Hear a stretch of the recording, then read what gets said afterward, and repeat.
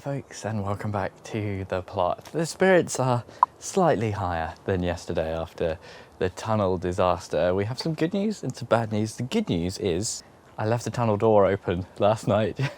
I was like, you win this one, Fox. If you want to come in, just come in. Just please don't scratch it anymore. And when I arrived, I was like, oh, I don't remember it being that big.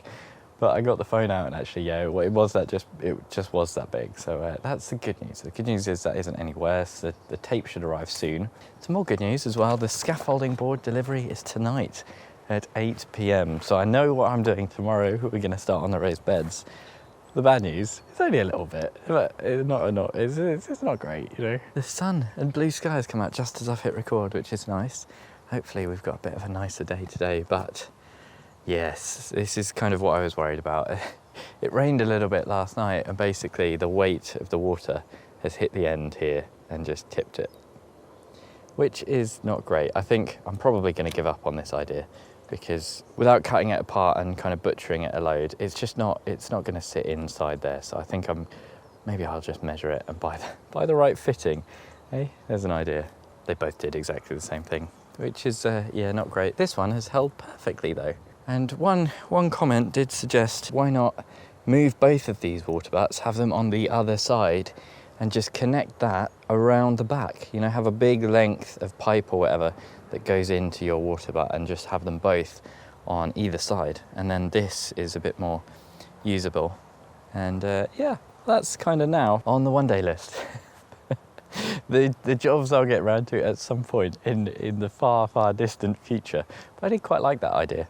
It's a gorgeous morning. Did I mention? It's like 8 o'clock in the morning, 8:30. I really wanted to get up and out today nice and early. I'm tripping over scaffolding poles just to kind of help put yesterday behind me again. And hopefully we're going to have some wins today. There's a special guest on the way to the plot, which I know you'll all enjoy. What's on the cards today? Well, it's early, I've got time, I'm feeling energetic. I think I'm going to start digging over this side of the tunnel. There's lots of other little bits and bobs to do around, a bit of organising, but you can see quite a lot of grass clods, a lot of strawberries in here as well, which I think mostly I'm going to try and save and relocate for the small bed that I'm going to build on the other side of the polytunnel, the kind of south side. And I want to see how deep the soil is, see where that clay pan is. I don't think it's going to be too bad. This is going to be mostly just lifting a few weeds with a fork, but down that end where I've got all the stuff, that is where I know for a fact it gets really compacted. It's going to need the most organic matter, the most digging over. I'm pretty much going to dig all of that out, I think. And there's a lot of stuff in the way there, isn't there? Why have I put that all there? What an idiot. I'm really looking forward to this, actually. It's one, I've not really been putting it off. I've been waiting for the right time. And I was waiting for a time when it was going to be chucking it down, but that's not forecast, which is quite nice.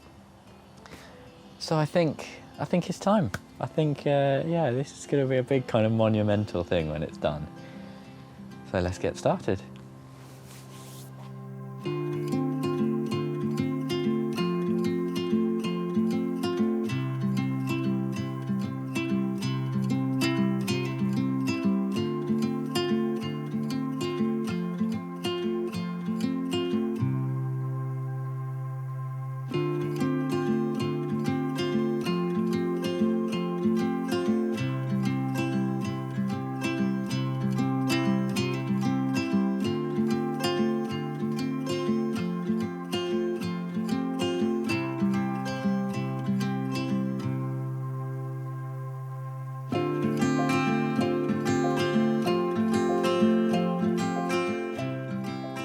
We've had really nice, quick progress in the tunnel because I'm just kind of doing a bit on the surface, really. I've lost my fork. I literally have no idea where my fork is, so I've been using a spade, which isn't ideal, but just going over the surface, getting rid of the kind of grass clods that you can see, and every now and then just doing another deep dig. And there are some cherry roots in here as well, which has been another reason. But you can see it's about the same, about a spade's depth before I hit the clay. Now, in yesterday's video, I was asking for your advice on what you'd do if you knew that you had a hard clay pan in your tunnel, you know, under your raised beds. And that video isn't live yet while I'm recording this, so I've got no idea what the advice was. But, you know, I can still implement that if everyone comes back and says, yeah, no, JB, you've got to go deeper, you've got to take off a load of that and then get rid of the clay. I could do a proper, actual, you know, old-fashioned dig in here, where I take out the material at the back, kind of put that in a wheelbarrow to one side, get rid of the clay and get that out, get that properly out, and then kind of infill where the clay was with the topsoil that's next to it. So all of this would dramatically reduce. I'd have loads of clay that I'd have to do something with, but that is an option. That is an option. So if you think this is going to be a problem, just a spade and then about an 8-inch raised bed, I think it'll be fine. My instinct says that will be fine. Knowing that tomatoes and things can grow in a pot kind of that size, well, maybe not that size, but that kind of size, I think it'll be okay. I think it'll be okay. I did mention that we had a special guest on their way today, and outside is looking much tidier already. Where have all those leaves gone? Say hello for the camera, Dad. Hello, people.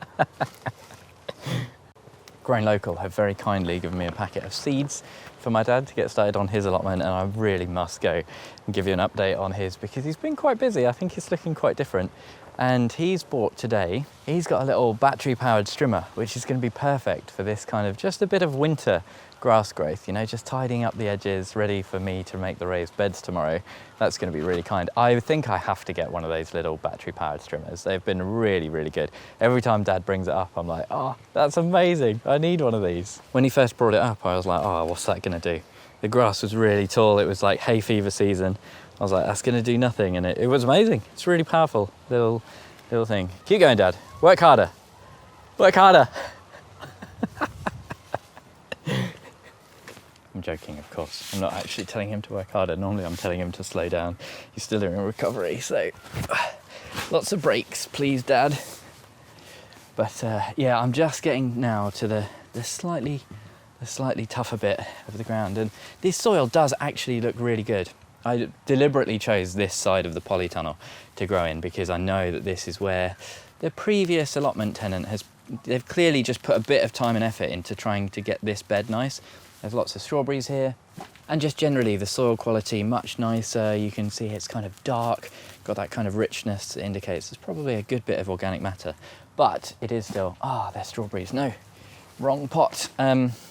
It is still very heavy clay. You can just about, yeah, if you squeeze this enough, you can form this into a ball, which isn't always a problem. Clay is good, it means you don't have to water as much and it retains nutrients and that kind of thing. But in this weather, I mean, I have not watered the inside of the polytunnel and we've had very, very wet weather. All of this is lovely and moist. So it's not too big of a problem, but it will definitely benefit from lots and lots of organic matter being added while I'm making these beds.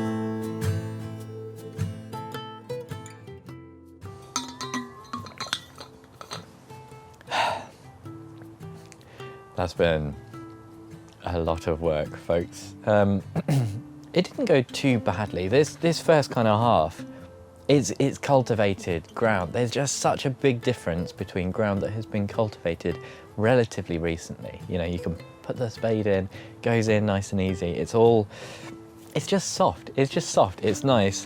And then when I got to about here, it's just rock solid. And Even the grass in there isn't growing that well. It used to be the main kind of path along here. It ran this way, and so it's just so compacted and horrible. And I basically gave up with kind of weeding it properly and taking out all the weeds, and just decided to go quite deep and turn the clods upside down. Hopefully, when I start to layer loads and loads of organic matter on here, it will all start to break up and improve. You can see as well, I've just put in a little layer of bricks. They are far from perfect, a little bit gappy, a little bit uneven, but that will allow me the perfect platform to build the raised bed on. And then I'm going to put the scaffolding just on the inside of the base rail as well, I think. Am I? Yes. I don't even know if it's really necessary. I could probably build a raised bed up to that base rail, and maybe even have soil touching it a little bit, but I just feel like it's probably better not to.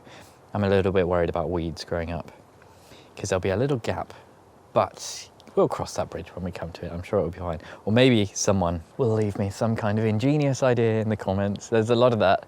And outside, my dad has done loads and loads today.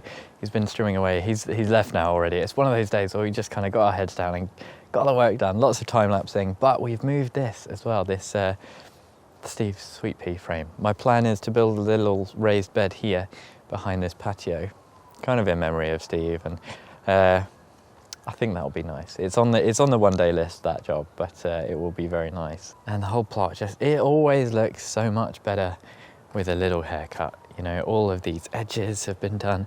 It's not been too bad along here because I just did the brassica bed, but all of these you can see as well where I've just laid out a few bits of wood here and there. This is where my dad's trimmer ran out of battery. You know, a few bits of wood just here and there to kind of make that strimming and that kind of stuff just so much easier, and it does really work quite well. If you're watching this on Wednesday, the day it was posted, I probably posted it around 4 or 5 o'clock, and at 7 o'clock on Wednesday, I'll be on Audrey's live stream over at Real Food Comes Dirty, link in the description, 7 o'clock. I'm not sure what the topic is this time. Just a few weeks ago, we were on there talking about next year's garden, and I was talking about all the preparation I'm doing, raised beds and polytunnel and all that kind of stuff. So do join us. But I think that's about it for today. Lots and lots done, and feeling pretty good. I'm feeling much better than I was yesterday. Thank you ever so much for joining me, and an extra special thank you to all of my Chili Pepper tier patrons: Tony, Bill, Pam, Louise, Mel, Michael, Denise, Socks in the Garden, and Andrew. Absolute stars. Hopefully I'll see you again next time.